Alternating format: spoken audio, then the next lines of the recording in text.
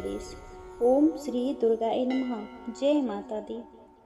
क्या आपने कभी सोचा है कि जब संसार में अन्याय बढ़ जाता है, जब अहंकार धर्म को चुनौती देने लगता है, तब माँ जगदम्बा क्या करती हैं? श्री दुर्गा सप्तशती का पंचम अध्याय हमें इसी दिव्य रहस्य से परिचित कराता है। यह केवल एक कथा नहीं, बल्कि धर्म, आत्मबल और माँ की असीम करुणा का अद्भुत संदेश है। इसलिए वीडियो के अंत तक अवश्य बने रहें और श्रद्धा से एक बार कमेंट में लिखिए जय माँ दुर्गा। एक समय की बात है, अत्याचारी दैत्यराज शुंभ और निशुंभ ने अपने पराक्रम के बल पर तीनों लोकों पर अधिकार कर लिया। देवताओं का वैभव, उनके अस्त्र शस्त्र, यज्ञों का भाग और स्वर्ग का राज, सब कुछ उनने छीन लिया।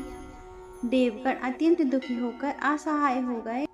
तभी उन्हें माँ भगवती का वह दिव्य वचन स्मरण में आया कि जब कोई बड़ा संकट आएगा, वे उनकी सहायता और उनका उद्धार अवश्य करेंगी। सभी देवता हिमालय की ओर गए और अत्यंत श्रद्धा, प्रेम और विनय के साथ आदिशक्ति की स्तुति करने लगे। उनकी भक्ति से प्रसन्न होकर माँ ने दिव्य रूप में प्रकट होकर पूछा, हे देवताओं, बताओ तुम किस कारण मुझे स्मरण कर रहे हो? देवताओं ने हाथ जोड़कर अपनी व्यथा सुनाई। उन्होंने कहा, शुंभ और निशुंभ के अत्याचारों से धर्म संकट में है। संपूर्ण देव शक्ति अपमानित हो चुकी है। अब केवल आप ही हमारी रक्षा कर सकती हैं। उसी समय माँ पार्वती वहां स्नान के लिए आई। उनके शरीर से एक अद्भुत दिव्य तेज प्रकट हुआ, जिसने एक दिव्य अनुपम देवी का रूप धारण किया। यह देवी आगे चलकर कौशिकी और अंबिका के नाम से प्रसिद्ध हुई। उनका स्वरूप इतना अलौकिक था कि संपूर्ण दिशाएं उनके तेज से प्रकाशित हो उठीं। इसी बीच शुंभ के सेवक चंड और मुंड की दृष्टि उस दिव्य देवी पर पड़ी। वे उनके अप्रतिम सौंदर्य को देखकर आश्चर्यचकित रह गए।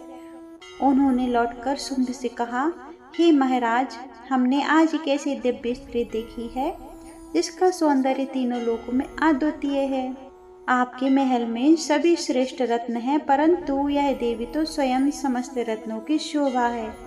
उन्हें अवश्य आपके महल में होना चाहिए। शुंभ का अहंकार और भी बढ़ गया। उसने अपने दूत सुग्रीव को आदेश दिया कि वह देवी के पास जाए और उनसे कहे, शुंभ और निशुंभ तीनों लोकों के स्वामी हैं। सभी देवताओं का वैभव उनके अधीन है, इसलिए तुम्हें भी उनके पास आकर उनकी रानी बन जाना चाहिए। दूत विनम्रता से माँ के पास पहुँचा और अपने स्वामी का संदेश सुनाया। माँ मुस्कुराई। उनके मुख पर न क्रोध था न भय, केवल दिव्य शांति थी।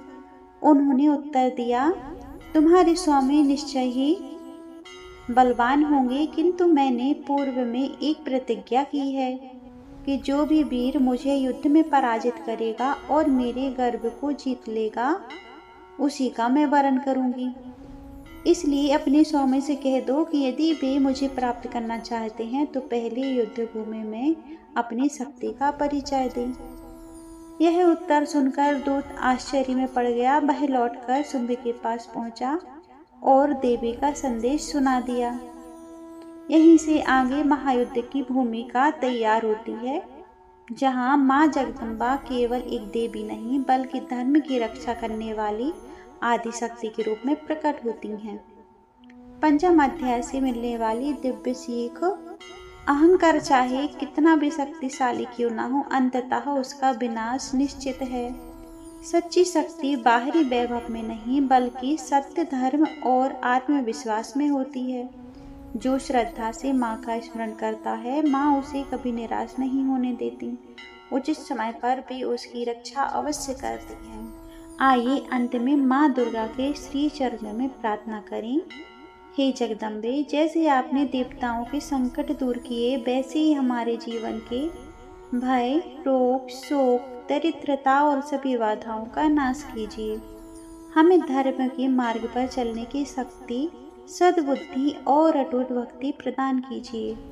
हमारे घर परिवार में सुख, शांति और समृद्धि का सदैव वास हो। जय माँ दुर्गा। जय माता दी।